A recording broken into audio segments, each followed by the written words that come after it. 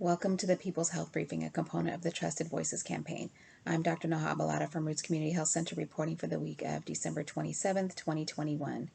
As health professionals rooted in Oakland serving some of the people most vulnerable to getting and suffering from COVID-19, we are here to cut through the noise to give you information you can use to make choices that will keep you, your loved ones, and your community as safe as possible. The goal of the People's Health Briefing is to empower you with our best knowledge and thinking every Tuesday morning. As we know and have probably all heard, cases are climbing at a substantial rate all across the country. And because of the holiday weekend, unfortunately, many of the sources have not fully updated. But grateful to Alameda County, who has updated at least as of December 23rd. And what we are seeing here is a fairly sharp uptick in cases. You can see over there to the right, that is a rather sharp climb. And as we know, the last 5 days or so will continue to be updated as more case data comes in, but already looking quite alarming. And in terms of case positivity rate, also seeing a very sharp climb. We were down between 1 and 2% for some time, and now we are over, we're at 6.6% of tests being positive. We start to get pretty concerned over 5, just in terms of not only that representing how many cases are positive, but also meaning that we are going to need to do a better job of doing more tests. And as we know, this may not be completely representative, also because during the holidays, it's harder to access tests. And so, all in all, this is certainly a concerning sign that we are already up at 6.6% positivity rate. Now, I wanted to also show some important data from the state of California. They have begun to include this feature on their dashboard, and I've put the link in the post. They are showing data on vaccinated versus unvaccinated for cases, hospitalizations, and deaths. And what we're looking at here is hospitalizations in the state of California. And they are showing that for hospitalizations for the last week in November, which is the last week that they have a full data set for, that unvaccinated individuals are almost 12 times more likely to be hospitalized compared to those who are fully vaccinated. That is very significant and a really important indicator to be looking at, because as we know, some of the information gets harder and harder to interpret when we have such a mixture of a population being vaccinated or not vaccinated. And by pulling it apart here, it shows very, very clearly what I think we've been saying for some time now, that the vaccinations are doing their job in terms of preventing the most severe outcomes from COVID-19, which include hospitalization. So unvaccinated, 11.7 times more likely to be hospitalized with COVID-19 than fully vaccinated people. And here we are looking at deaths, and sadly, we see that there's a significant increase of deaths for people who are unvaccinated are 15 times more likely to die from COVID-19 than those who are fully vaccinated. So again, very, very crystal clear that the big determining factor in whether you are going to go to the hospital or die from COVID-19 is whether or not you are vaccinated, period. And so we know that things are changing right now with the new variant, with the Omicron. We know that that was first kind of identified in late November, early December, has quickly become the dominant strain. The CDC has not updated the sequencing data since I presented it last. It was updated through December 18th, at which point Omicron was representing 73% of new COVID infections. It's probably gotten quite a lot higher by now, because as we know, this was really growing exponentially. It is several times more contagious than Delta, and it is also now transmitting among people who are vaccinated. And so those who are vaccinated are still appearing to do much, much better than those who are not vaccinated. So we're still protected from some of the most severe outcomes. But we do know that there is quite a significant reduction in effectiveness of the vaccines in preventing you from catching COVID-19. And that is with the 2 doses. The boosters appear to raise the effectiveness so significantly that now the recommendation is that everyone 18 and up should receive a booster. So remember that before the guidance was that you may in certain situations, but you should if you have underlying conditions or are over 65. But now with Omicron on the scene, really everyone should get a booster who is 18 and up, and that is if you are 6 months out from your mRNA or 2 months out from your J&J, and this sort of restores the effectiveness to a much more suitable level. And that is really in light of this Omicron circulating. Now, we know that most of that information is based on the antibody response that we get. And so don't forget that we do have kind of that second line of defense, which is our cellular immunity. And it does still appear that our cellular immunity is working.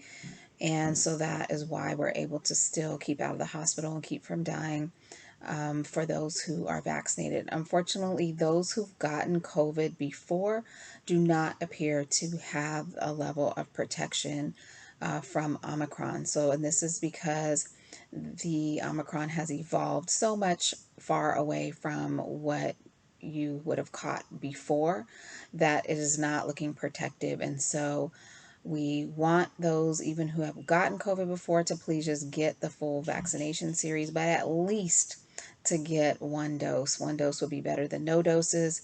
But again, the recommendation is to receive all of the doses at this point, even for those who've gotten COVID before.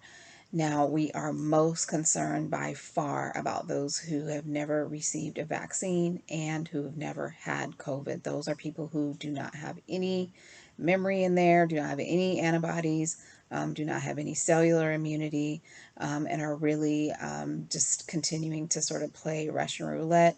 And at this point, I think that we have to assume that Omicron still can make those individuals go to the hospital or die at roughly the same rate until we get evidence to the contrary.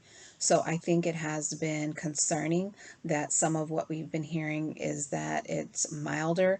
I feel like the media kind of took that one and ran with it when we really don't have enough data to say that. I think we know that it's going to be milder in people who have been vaccinated, but we're going to need to really have more data to be able to compare what happens when this strikes people who are elder. What happens when there's an outbreak in a skilled nursing facility, God forbid. Hopefully, we're not going to see that happen. But again, until we have the range of situations, then we really can't say, because up until now, we have been skewed towards people who are traveling, towards younger people, towards people that are healthier, towards people who are vaccinated. And so we can't draw conclusions. And I've been saying this week after week. So we really should not be perpetuating any myth. I know we all would like for it to be true, but we don't know for a fact that it is true. What we do know that is true for sure is that it is evading prior immunity, and it is highly contagious, much more than Delta. So with those huge numbers, even if it was less virulent or caused less severe illness, with the larger transmissibility, higher number of cases means that even a smaller percent of them being severe can still overwhelm our hospital capacity. It can still lead to more hospitalization, more death, and more long COVID, which may lead to more disability. And so there is still a lot that is unknown, but we really need to be careful in trying to interpret things before we have all the information in. So at this point, our biggest concern is, of course, those who have no prior immunity whatsoever. But even those of us who have prior immunity through vaccination or through having gotten it before can still catch and still spread COVID-19. And so this is why we need to be even more concerned with going around people who are unvaccinated or who may not have mounted a good response to the vaccine in particular. And the other thing that is of great concern is that our treatments, our outpatient treatments, the monoclonal antibody treatments, have essentially, for the most part, been rendered ineffective because Omicron has mutated so far from what those treatments were developed against. And we only have one left that is useful, sotrovimab, but it is not widely available. And so it appears that the government has completely put a shutdown on the Regeneron and Eli Lilly monoclonal antibody products, so they do not appear to be available at all. I think going on the assumption that all we're dealing with is Omicron and that those products will not be effective against Omicron, I think that is very unfortunate. I think it is very frustrating when we do have a indicator with our PCR test that can tell us. There is a particular test that can give us a good indication whether it is Omicron or not Omicron and guide treatment. But we are just not at that point, unfortunately, where labs are able to provide that information in a timely fashion.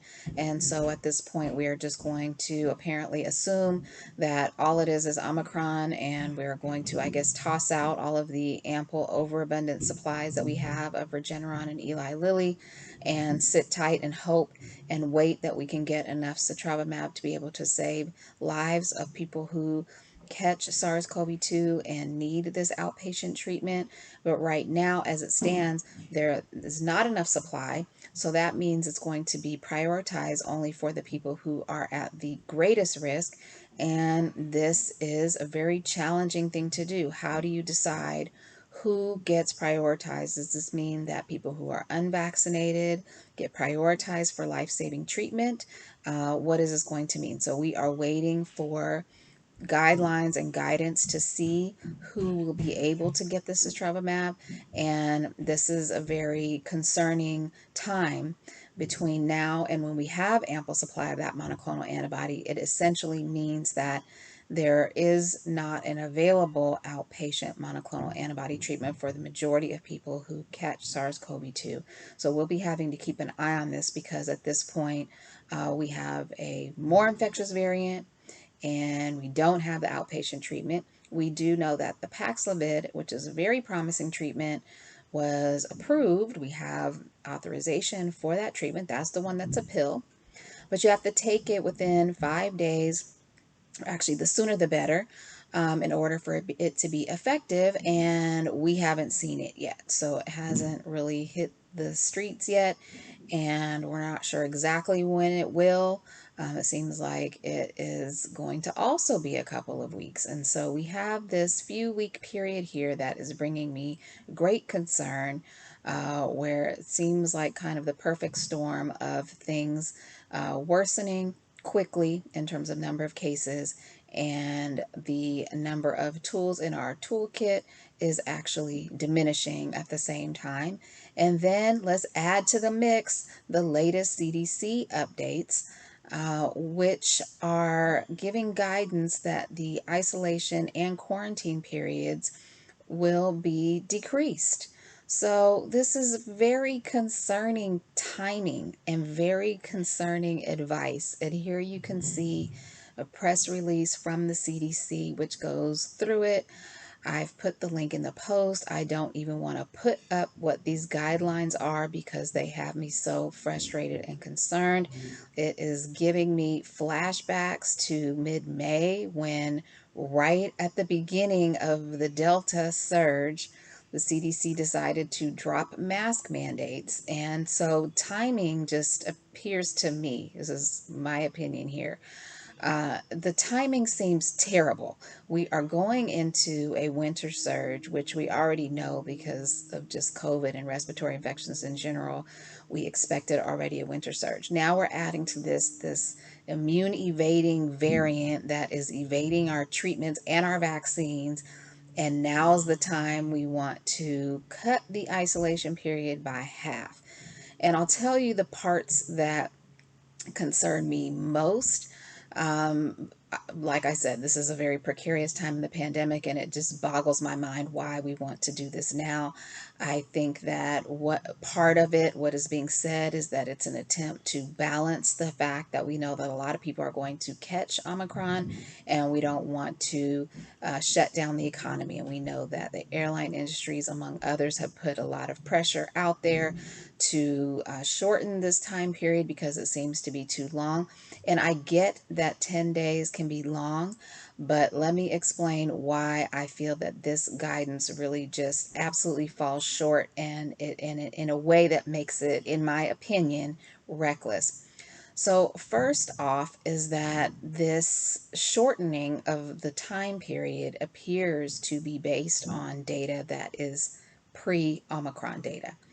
And so we know that with Omicron, people are getting symptoms more quickly. And so I don't think that we can any longer assume, at least I have not seen the data to substantiate an assumption that the infectious period is starting before symptoms develop. We don't know if that is the case anymore. So remember, before with Delta and all of Delta's predecessors, that there was those several days where we know that people would be contagious before they develop symptoms. Well, with Omicron, it appears that symptoms are starting sooner, and I don't think we know for sure exactly the parameters of when we think most people are going to be infectious. And anyway, even without saying all of that, we know that those time periods are sort of averages, and there are people who are infectious for much, much longer than 5 days or even 10 days. And so we try to go by averages.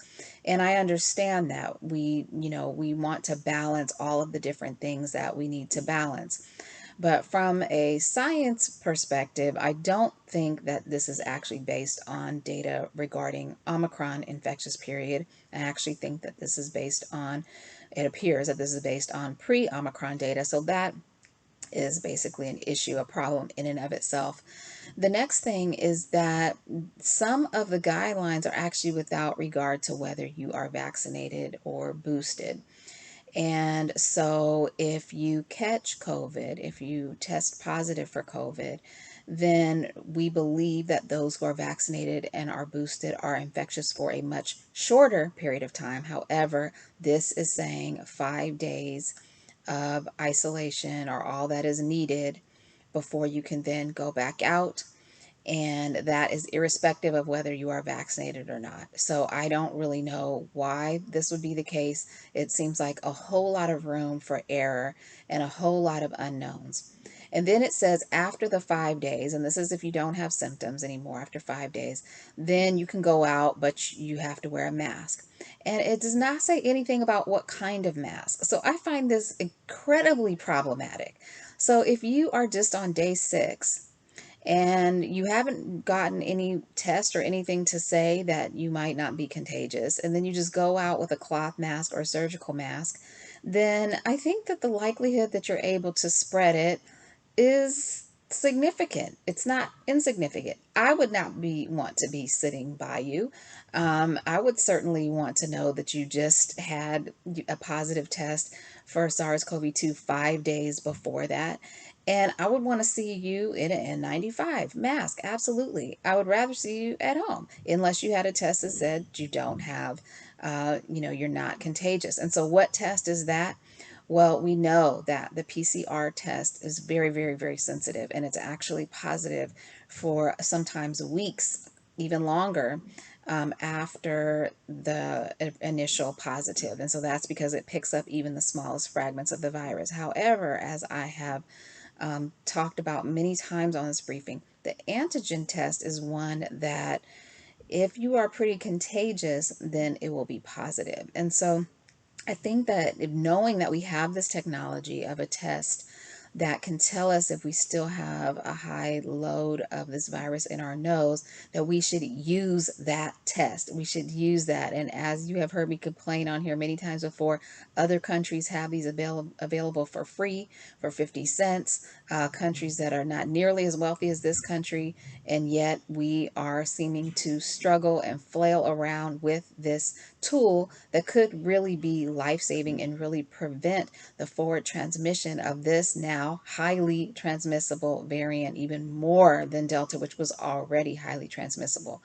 So I have been reporting that since October, the White House said that they were going to be investing billions into these tests. It seems like they're coming. Unfortunately, they're coming after the holidays when everyone was traveling and gathering. And so most people had to go ahead and bite the bullet and spend that $24, $26 for two rapid tests. They'll probably be here again in a few weeks. So you see a theme emerging here where we have this few weeks that I feel that we are ill-equipped, and we are in the midst of what really could amount to be a very devastating lead up to a bad winter surge, and we don't have the tools. We don't have the outpatient treatments, and we don't have the rapid tests. And amidst that, we are cutting in half the one thing that might keep positive people from going and spreading it around, which is the isolation period. So I'm very, very concerned about this. There are some features of the new guidance that are probably less horrible, like the post-exposure, where if you're boosted, you're vaccinated and boosted and you get exposed, there's a little bit more wiggle room in terms of how long you then need to isolate or to quarantine. And I think that those are okay. But again, the absence of stating that you need to wear an N95. So if you think you were exposed, if you think you have COVID, and you're going to be going around anybody at all, I just cannot understand why the CDC would not insist that what you need to wear is a mask that will actually keep you from breathing infectious particles over everyone. So this is highly concerning. So what I would say, and what seems reasonable to me, is that you would test to return to society, and that would be, again, the antigen test. And so those could be rapid tests that you have at home. There are also testing sites that do the antigen test. You do have to ask, because usually when we go to a testing site, what we want is a PCR test, because that's the one that is much more definitive. That is the one that's going to tell us if we've ever had it. But really, in this situation where you had it, so you've already had the positive test, and we want to now see if you've cleared it enough to be around people.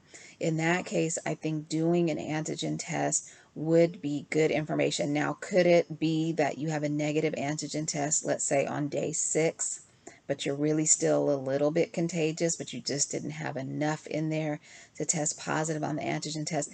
That is still possible. And again, why the argument for wearing an N95 in that situation? So, I just have to say that this guidance seems premature at best. It seems very, very ill-timed to me. I think that the timing is more about concerns of the economy and concerns of shutdown. And those are real concerns. So I do not in any way mean to minimize the balancing act that those who are in charge of making these decisions are having to embark upon. But when I look to the CDC, I'm looking for disease control. I'm not looking for economy balancing.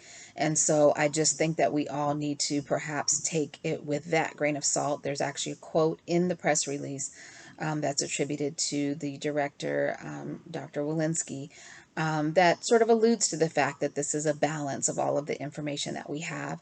And so I would not take this as gospel that this is completely scientifically based. Will it lead to more forward transmission that we could have prevented if we kept the 10-day isolation period? I think certainly. Is it worth it? That part remains to be seen. But I would certainly take this particular guidance with a grain of salt. Now, I want to take a moment to speak about children and COVID-19. Last week, I did a thorough review of the update on the vaccines. I'll touch on just a few points again today, but what I wanted to show today is that cases among children and hospitalizations among children and deaths among children are increasing at a rate that should be very concerning to us all. Now, we know that children do much better than adults by and large, but we are losing children to this infection, and that is devastating. We also have children in the hospitals at increasing rates, and I'm just showing here the summary of child mortality data. This is very depressing and devastating information to be reviewing. And I will just say that the percentage of cases, the percentage of deaths is all increasing over time since the beginning of the pandemic. And the numbers sort of keep climbing. And the last week that was fully reported on, which was the week ending December 16th, had the single highest number of deaths among children since this pandemic began. That is devastating, especially when we have a vaccine for 5 to 11-year-olds now. So now our only sort of by definition completely unvaccinated population is the population that is 0 to 4. And so, but many of these deaths are in the under 18 population, in all ages. And so the fact that now, after we have a vaccine available and this far into the pandemic, that we just closed out a week with more child deaths than any other week since this whole entire pandemic started, is devastating. And I hope and pray that this is not a trajectory that is going to continue. But this is something that should give us all alarm. And this is another one of those narratives that I think has really harmed us in general, is saying that children do fine, because not every child does fine. And over 700 children have died. And now this is a vaccine preventable death. We are losing children from a vaccine preventable death. There are not many things that are as unacceptable as having a child die from a vaccine preventable death. This is something that we should have zero tolerance for. And so, to all the parents and all of those of us who were waiting anxiously to see how safe these vaccines are in children, and we have every right to do that, because what is also unacceptable is to lose any children from a vaccine, or to harm any children from a vaccine. And so, as I reported last week, it was very reassuring and relieving to see that after over 7 million doses administered, that was as of December 9th. We have more by now, I am sure, that the Advisory Committee for Immunization Practices, that's the CDC's advisory committee, these are experts, and they deliberate for hours and hours and pore over data for dozens and dozens of hours, and have done really a great job of advising the CDC. CDC doesn't always 100% listen, but I do have a lot of respect for their process, their transparency, and they reviewed the over 7 million doses having been administered to the 5 to 11-year-old age group, and the data were very, very reassuring. There were zero safety signals. There was no myocarditis in this group. So for all the parents that were waiting, there's nothing more to wait for. The data is very, very clear. Children are dying from COVID. Children are going to the hospital. They are going to the ICU. They're having multi-system failure. They are getting long COVID. These are all things that are happening. And by contrast, the vaccine is very safe, and we are not seeing any safety signal, and there's nothing more to wait for. So please consider getting your children vaccinated now. They will likely not be fully vaccinated before we reach a peak of Omicron, but because children do tend to do better, getting the first dose, getting it now is the thing to do. And so I would really encourage you, if you have not already, speak to your child's pediatrician. If you still have questions, get all of your questions answered, but do not wait. And if you are waiting for any reason, then that means sheltering in place. That means your child needs to be sheltering in place and not going out and being exposed to everyone. Sending your child out at this time where there's a deadly disease circulating that can do harm and that can cause death and is causing death. when there is a vaccine available is something that I think should really be discouraged. If you're waiting, then you're sheltering in place. Otherwise, the vaccination really is the responsible way to go. Another thing that I just want to mention about children and COVID, and I went over this in some detail last week, is that, as I mentioned, the under 5-year-old population is the only population for whom we do not yet have a vaccine. And the trial for this age group, for the 6-month-old to the 5-year-old, is ongoing. And unfortunately, the early results are showing that the very low dose that they chose, which is 3 micrograms, and that's compared to 10 micrograms for the 5 to 11-year-old age group, that the 3 microgram dose was not enough protection, particularly for the 2-year-old to 5-year-old population. And I bring this up because I want to mention that this is delaying the time before this vaccine will come to the public.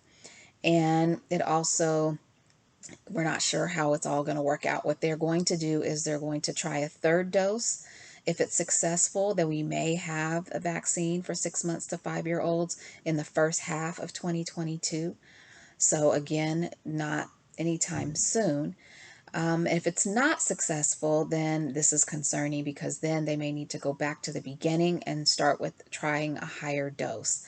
And so this is very concerning. I really sort of had hoped that they would try both at the same time, try a higher dose and try a third dose at the same time. I have not heard any news that that is what they're going to do, but this is of course very concerning because if this third dose isn't good enough and it doesn't give enough of the immunogenicity or the protection, then that will take even longer. So I bring that out just as a word of caution that not only are we, concerned about each and every one of us during this time, but our vulnerable population of those under 5 who are by definition the only completely unvaccinated population may not see a vaccine for several more months.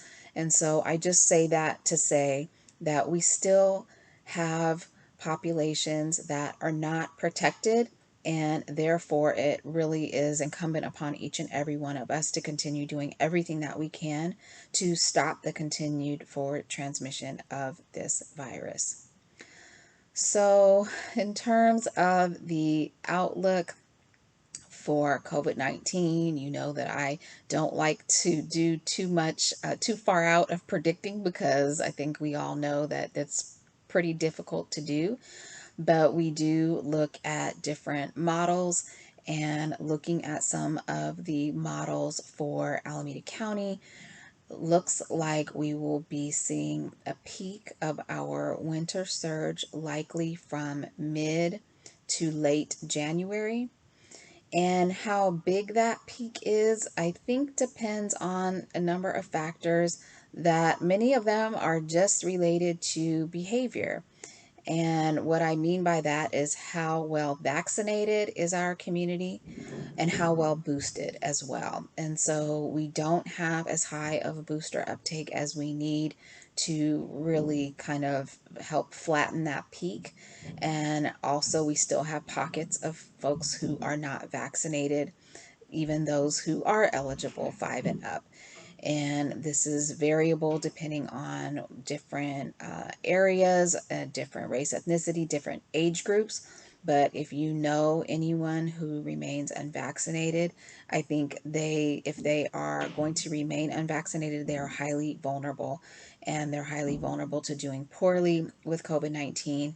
And they are also vulnerable to both getting hospitalized, dying, and spreading it more readily, even more readily than anyone else. But part of the problem is that at this point, it appears that really anyone can catch and spread Omicron, including those who are vaccinated. Now, if you are boosted, then you are much less likely to catch and spread it. But we also worry that you will have very mild symptoms and may not get tested. And we also have this issue is that even if you do get tested and you're positive, that the isolation period has now been cut to a pretty narrow window, that you could still be infectious outside of that window. So all of these things are kind of colliding at a time when we don't have good or available outpatient treatments yet. And we also don't have enough tools, meaning access to testing and access to home testing. And so, what I will say is that I do feel concerned for the next 2 to 3 weeks that this should really be a time where we consider kind of hunkering down a little bit, trying to limit mixing, limit gathering, limit congregating within poorly ventilated spaces. I think we should all be investing in N95s or KN95s, and this is a good time to do that if you have not yet. We are also distributing those at Roots. If you are interested in picking up some N95s, email us at admin@rootsclinic.org and we will let you know how and when and where. And we think that essentially those are some of the behaviors. So, vaccine, boost, up your mask game, and test. Those are some of the behaviors that we can all take in order to reduce the amount of transmission and hopefully avoid any overwhelming of our hospital systems. We want to, of course, embrace outdoor activities. Those are always going to be safer because we know that SARS-CoV-2 is airborne, but outside, those particles disperse very quickly. So unless you are face to face having a conversation with someone with no masks on, then it's pretty safe to be outdoors. You can get enough spacing and to be able to gather unmasked, to be able to eat, to be able to enjoy one another. So consider making your outdoor spaces amenable to gathering if you choose to gather. You may decide not to gather at this point in time or to travel. I think people are reconsidering their plans, and I think that that is wise to do. We want to make sure to test strategically. So if you are going to be gathering indoors with others, then using those antigen tests right before you enter into those gatherings, and so that we can keep from gathering if we're positive, but also so that we can isolate, we can let all of our contacts know. And with regards to treatment, at this point in time, I would still, if you test positive, in particular if you're in a high risk category, let us make sure that you inquire about treatment. I think it is really only a matter of time and is highly variable depending on where you are as to whether you will be able to get access. So I would continue to advocate for yourself, advocate for your loved ones to be able to receive treatment. There's limited amount of sotrovimab available. I will mention very briefly that there is also a chance that soon the treatment, one of the treatments that is used in the hospital may be available outpatient. That's the remdesivir, and it may even be more effective if it is used sooner in the course of the disease. So there's a lot changing. So please don't assume that you cannot be treated. Assume that if you are in a high risk category, you should advocate for yourself to get treated. And this is something that is changing daily. It is totally possible that next week we find out we have more sotrovimab, or we have the pill Paxlovid, or that remdesivir is available for infusion. So all of those things are possible. They're on the horizon. Until we have them in hand, I'm not going to be comfortable or feel like I can rest. And so until then, please continue to be safe. Wear a high quality, high filtration, well fitting N95 or KN95 mask. And please take a multivitamin supplement. Consider additional vitamin D supplementation. Also, keep your stress levels down. Eat a good balanced diet, and get a good night's sleep. We will be taking next week off, and we will see you back on Tuesday, January 11th. See you then. Thank you for joining, and Happy New Year.